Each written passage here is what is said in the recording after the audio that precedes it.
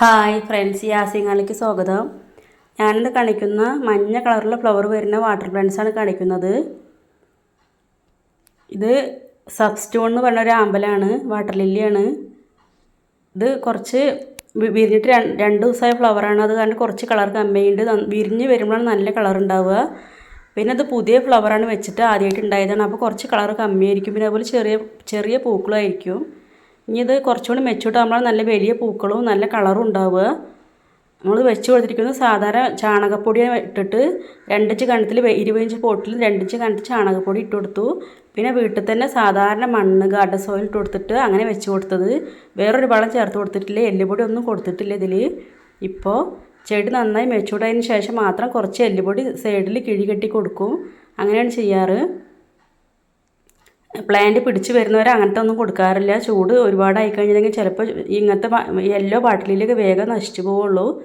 അത് കാരണം കൊടുത്തിട്ടില്ല. പിന്നെ ഇതിൽ വരുന്നത് ഒച്ചിന് ശരിയാണ്. അതുപോലെ ഒച്ചുണ്ടാവും. അപ്പോൾ നമ്മൾ എപ്പോഴും ഒച്ചിനെ കാണുമ്പോൾ എടുത്ത് കളയണം. അല്ലെങ്കിൽ ഒച്ച് നമ്മുടെ ഇലകളൊക്കെ തിന്നിട്ട് അതിങ്ങനെ കഴിച്ചിട്ട് അതൊക്കെ വേഗം ചീഞ്ഞു പോകും ഇലകൾ. പിന്നെ പഴയ ഇലകളൊക്കെ ഉണ്ടെങ്കിൽ അപ്പോൾ വെട്ടി മാറ്റി കൊടുത്താൽ ഒരുപാട് ഒച്ചിന് ശല്യം കുറഞ്ഞു കിട്ടും. അങ്ങനെയൊക്കെയാണ് ഈ വാട്ടർ പ്ലാന്റ് വളർത്തുമ്പോൾ ശ്രദ്ധിക്കേണ്ടത്.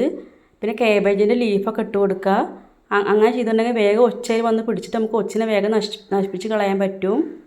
ഇതൊരു വാട്ടർ പ്ലാന്റാണ്. ഫ്ലോട്ടിംഗ് ഹാർട്ട് എന്നാണ് ഇതിൻ്റെ പേര്. നല്ല പച്ച ലീഫിൽ മഞ്ഞ ഫ്ലവറാണ് ഉണ്ടാവുക. നല്ല ഡാർക്ക് മഞ്ഞയാണ്. നെയ്യാമ്പലിൻ്റെ പോലെ തന്നെയാണ്. പക്ഷെ നെയ്യാമ്പലിൻ്റെ ഈ പൂക്കളുടെ ഇതളുകൾക്ക് ഒരു വെട്ടിയിട്ട് ഉണ്ടാവും. ഈ ഫ്ലവറിന് ഒരു തൂവൽ പോലെ. ഇത് അങ്ങനെയല്ല, അത് ഒട്ടിപ്പിടിച്ച പോലത്തെ പൂക്കളാണ് ഇതിലുണ്ടാവുക. അതേപോലെ ഇതിൻ്റെ ഇലകൾക്ക് നല്ല പച്ച നിറമാണ്. ഈ നെയ്യാമ്പൽ ഇലകൾ ഉണ്ടല്ലോ, മഞ്ഞടേന് ഒരു കോഫി കളർ, ഒരു ഡാർക്ക് പച്ച, അങ്ങനെ കളർന്നൊരു ഇല ഉണ്ടാവുക. ഇത് നല്ല പച്ച കളറിൽ നല്ല മഞ്ഞ ഫ്ലവറായിട്ട് ഉണ്ടാവുന്നതാണ്. ഇതിൽ എപ്പോഴും ഫ്ലവർ വരുന്നുണ്ട്. ഇത് നമ്മൾ വെച്ച് കൊടുക്കുമ്പോൾ ഒരു റണ്ണർ പോലെ ഒരു നീളത്തിൽ ഉണ്ടാവും. അതിൽ വേരാണ് ഉണ്ടാവുക. എന്നിട്ട് ഇലകളും ഉണ്ടാവും. അപ്പോൾ അത് വെച്ച് കൊടുത്താൽ ഇങ്ങനെ ചുറ്റിലും റണ്ണർ പോലെ ഓടിയിട്ട് ഈ താമരൻ്റെയൊക്കെ പോലെ അത് ഓടിയിട്ട് അവിടെ നിന്നൊക്കെ ഇലകൾ വന്നിട്ട് അവിടെ നിന്നാണ് ഫ്ലവർ വരിക. നല്ല വെറൈറ്റിയാണിത്.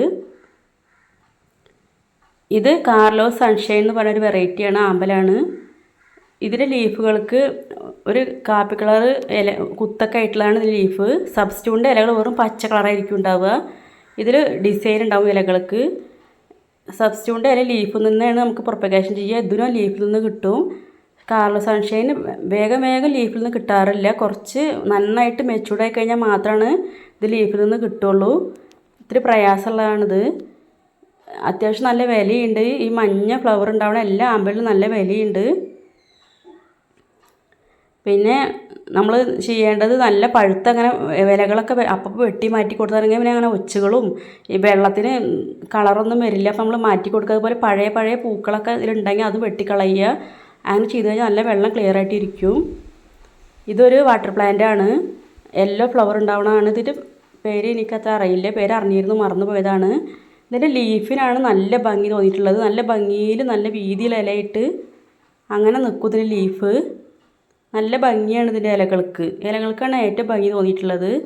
പിന്നെ ഇതിൽ നല്ല മഞ്ഞ പൂക്കൾ ഇതിലിങ്ങനെ വന്നിട്ട് ഇങ്ങനെ ഉണ്ടാവുകയും ചെയ്യും. ഈ മഞ്ഞ പൂവ് ഉണ്ടായിക്കഴിഞ്ഞാൽ അവിടെ നിന്നാണ് വേറെ തൈകൾ നമുക്ക് ഇതിൽ കിട്ടുക. പുതിയ തൈയൊക്കെ ഉണ്ടാക്കുന്നത് അങ്ങനെയാണ്. ഇതിൽ ഷോട്ടിൽ നിന്ന് വേറെ തൈ വരും. പക്ഷേ ഇത് ഈ ഫ്ലവർ ഉണ്ടായതിൻ്റെ അവിടെ നിന്നും വേറെ തൈകൾ കിട്ടാറുണ്ട്. എൻ്റെ വീഡിയോ ഇഷ്ടപ്പെട്ടാൽ ലൈക്ക് ചെയ്യുക, സബ്സ്ക്രൈബ് ചെയ്യുക. താങ്ക്